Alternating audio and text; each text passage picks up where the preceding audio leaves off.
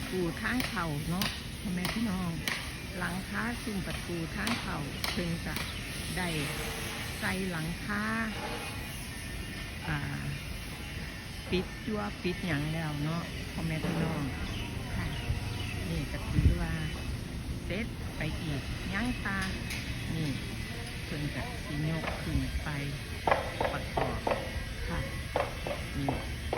ข้างบนนี่สิเป็นพวกหอสมุดหออีหยังเป็นพระคัมภีร์อีหยัง